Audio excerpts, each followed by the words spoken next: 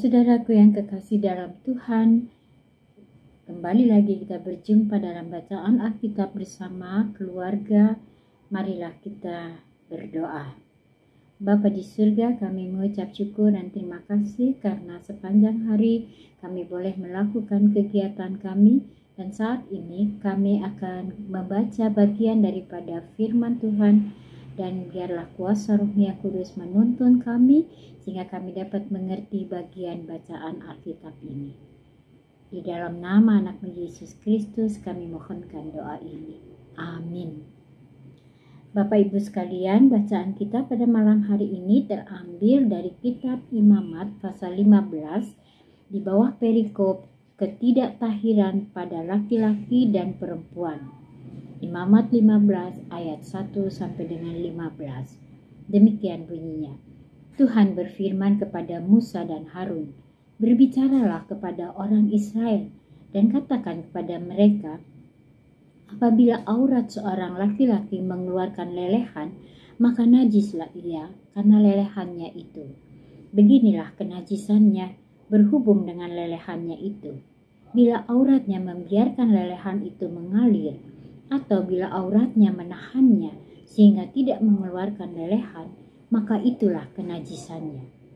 Setiap tempat tidur yang ditiduri orang yang mengeluarkan lelehan itu menjadi najis, dan setiap barang yang didudukinya menjadi najis juga. Setiap orang yang kena pada tempat tidurnya haruslah mencuci pakaiannya, membasuh tubuhnya dengan air, dan ia menjadi najis sampai matahari terbenam.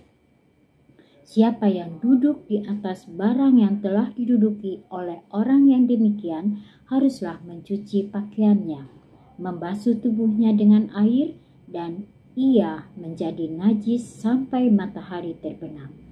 Siapa yang kena kepada tubuh orang yang demikian haruslah mencuci pakaiannya, membasuh tubuhnya dengan air, dan ia menjadi najis sampai matahari terbenam. Apabila orang yang demikian meludahi orang yang tahir, haruslah orang ini mencuci pakaiannya, membasuh tubuhnya dengan air, dan ia menjadi najis sampai matahari terbenam. Dan setiap pelana yang diduduki orang yang demikian menjadi najis. Setiap orang yang kena kepada sesuatu bekas tempat orang tadi menjadi najis sampai matahari terbenam. Siapa yang mengangkatnya haruslah mencuci pakaiannya, membasuh tubuhnya dengan air, dan ia menjadi najis sampai matahari terbenam.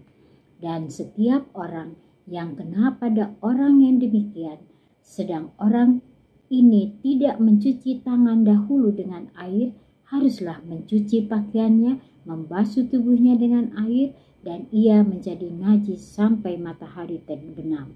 Kalau orang itu kena pada belanga tanah, itu haruslah dipecahkan, dan setiap perkakas kayu haruslah dicuci dengan air. Apabila orang yang demikian sudah bersih dari lelehannya, ia harus menghitung 7 hari lagi untuk dapat dinyatakan tahir, lalu mencuci pakaiannya, membasuh tubuhnya dengan air mengalir, maka ia menjadi tahir.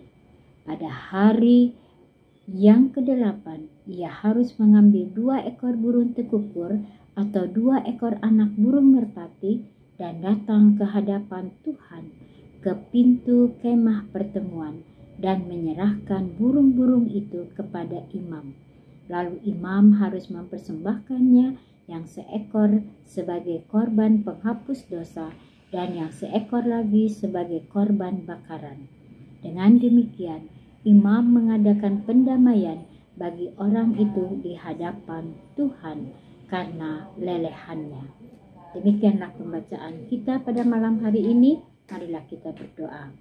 Bapa di surga, kami mengucap syukur dan terima kasih karena kami telah selesai membaca bagian daripada firman Tuhan malam hari ini.